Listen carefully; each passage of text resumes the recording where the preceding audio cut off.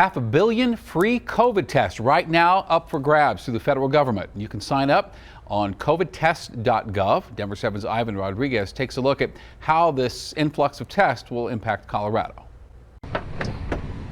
For the last several weeks, finding a rapid test inside a pharmacy hasn't been an easy task. Every day we get multiple calls and multiple people walking in. For Jenna Eccles with Wheat Ridge Professional Pharmacy, her answer to people shopping for tests is simple and shown by an empty shelf. I think it was 2 days before Christmas we ran out, and we haven't had any since.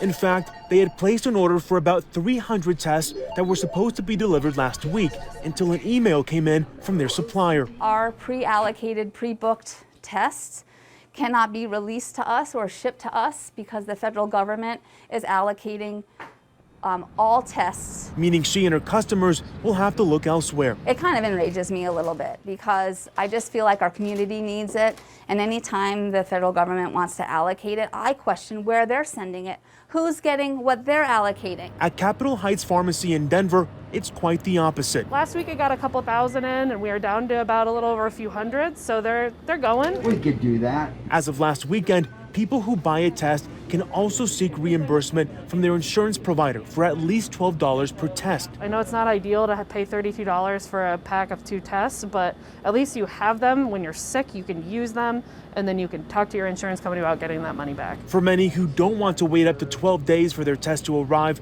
from the federal government, it's the next best option. I had received a text from here that they had them available, and as soon as we got back, we've been around people and we needed to have the test on hand, and so if I begin to feel symptoms, I want to be able to find out instantly. It's also important to remember stockpiling tests at home might not be beneficial. Most of these tests anyways, the expiration on them is not super long. So if you come in here and the tests we have available right now expire at the end of March. Even if you are lucky enough to get your hands on a rapid test, if your results are positive, you could end up in one of these lines waiting to get a PCR test, which could then take up to days to receive your results.